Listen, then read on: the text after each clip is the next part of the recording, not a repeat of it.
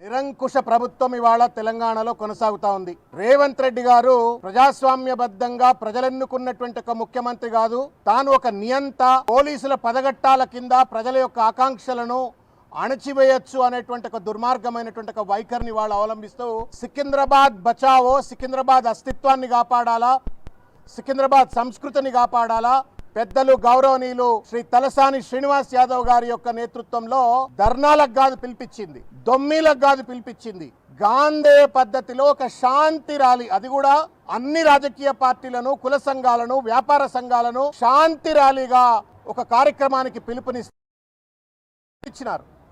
రాత్రికి రాత్రి అర్ధరాత్రి నుండి మొత్తం కూడా వేలాది మందిని బైండ్ ఓవర్లు అని చెప్పని, హౌస్ అరెస్టులు అని చెప్పని అరెస్టులు చేసి వాళ్ళ ఆఖరికి తెలంగాణ భవన్ వద్ద ఉన్నటువంటి ఒక కేటీఆర్ గారిని, తలసాని శ్రీనివాస్ యాదవ్ గారిని, శాసన మండలి సభ్యులను, ఎమ్మెల్యేలను అందరినీ కూడా మేము డిటైన్ చేస్తామని చెప్పని వాళ్ళ వందలాది మంది పోలీసులను మోహరించి ఒక బెదిరింపు రాజకీయాలకు, బెదిరింపు పరిపాలనకి ఇవాళ రేవంత్ రెడ్డి గారి ప్రభుత్వం పాల్పడతా ఉంది. ప్రజాపాలన అని చెప్పని అధికారంలోకి వచ్చి ఇదేం మొదనష్టపు వ్యవహారం అండి రేవంత్ రెడ్డి గారు.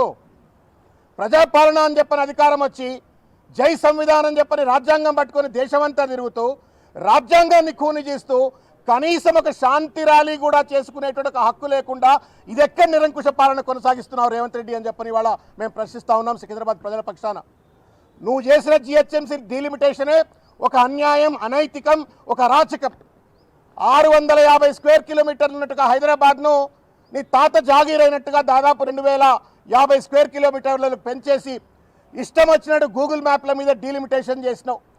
అది కొనసాగింపుగా ఇవాళ హైదరాబాద్కున్న బ్రాండ్ ఇమేజ్ను, హైదరాబాద్కున్నటువంటి ఒక అస్తిత్వాన్ని నాశనం చేసే విధంగా హైదరాబాద్ అంటే పురాణా షహర్, చంద్రబాబు నాయుడు గారు కట్టించిన సైబరాబాద్ ఎంసీహెచ్, పురాణా షహర్ ఎంసీహెచ్, ఆయనను ఎంపీగా గెలిపించారు కాబట్టి మల్కాజిగిరి మున్సిపల్ కార్పొరేషన్ అని చెప్పని దాన్ని మార్చొచ్చు అని చెప్పని మొత్తం సికింద్రాబాద్ అస్తిత్వాన్ని వాళ్ళ నాశనం చేసేటువంటి రీతిలో రేవంత్ రెడ్డి గారు ప్రవర్తిస్తూ ఉంటే ప్రజాస్వామిక హక్కు, అది చరిత్ర కలిగినటువంటి యొక్క సికింద్రాబాద్ను కాపాడమని చెప్పని కోరుకోవడం నేరమా రేవంత్ రెడ్డి గారు? శాంతి ర్యాలీ చేయొద్దని చెప్పని మహాత్మా గాంధీ చెప్పిండా, రాహుల్ గాంధీ చెప్పిండా, సంవిధానం చెప్పిందా?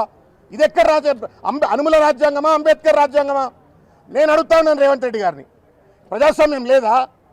పోలీసులతోటి ఇష్టం వచ్చినట్టు జర్నలిస్టులు అరెస్ట్ చేస్తారు, పోలీసులతోటి అపోజిషన్ పార్టీని అణచివేత గురి చేస్తారు, ఎక్కడికక్కడ అడ్డమైన కేసులు పెట్టి వాళ్ళ ఒక నియంతృత్వ పాలన కొనసాగిస్తున్న రేవంత్ రెడ్డి, నీ తగిన మూల్యం చెల్లించుకుంటావు. నువ్వేదో నియంత, నువ్వేదో గుత్తదారు, పోలీసులంతా నీ కింద పనిచేసేటువంటి ఒక మొత్తం కూడా నీ సేవకులు అన్నట్టుగా వ్యవహరిస్తూ వాళ్ళ ప్రతిపక్ష గొంతును, ప్రజల ఆకాంక్షలను అణచివేయాలనే ప్రయత్నం చేస్తా ఉన్నావు. 1800 సెంచరీలో ఔరంగజేబ్ గోల్కొండ మీద దండయాత్ర చేసిండు. ఆ రోజు ఉన్నటువంటి ఒక రాజు అబ్దుల్ హసన్ షా, ఆ రాజును బందీ చేసి అబ్దుల్ హసన్ షాను హతమార్చి హైదరాబాద్ పేరును దారుల్ జిహాద్గా మార్చి కుట్ర చేసిండు. ఇవాళ రేవంత్ రెడ్డి కూడా తననేదో మల్కాజ్గిరి ప్రజలు గెలిపించిండ్రని, హైదరాబాద్ అస్తిత్వాన్ని సర్వనాశనం చేయాలని చెప్పని, హైదరాబాద్ అంటే పురాణ షహర్ మాత్రమే అని చెప్పని లిమిట్ చేసే విధంగా, సైబరాబాద్ అంటే చంద్రబాబు నాయుడు గారు కట్టించింది కాబట్టి ఆయనకు నజరానగా దానికి ఒక మున్సిపల్ కార్పొరేషను, ఆయనను గెలిపించింది కాబట్టి మల్కాజ్గిరి మున్సిపల్ కార్పొరేషన్ అని చెప్పని మార్చివేసి ఇవాళ ఔరంగజేబ్ ఎట్లయితే హైదరాబాద్ను దారుల్ జిహాద్గా మార్చే కుట్ర చేసిండో రేవంత్ రెడ్డి కూడా ఇవాళ సికింద్రాబాద్ను పూర్తిగా కూడా మల్కాజ్గిరిలో కల్పించే చరిత్ర, 220 సంవత్సరాల చరిత్ర కలిగినటువంటి ఒక సికింద్రాబాద్ను నామరూపాలు లేకుండా చేయాలని కుట్ర చేస్తూ ఉండు.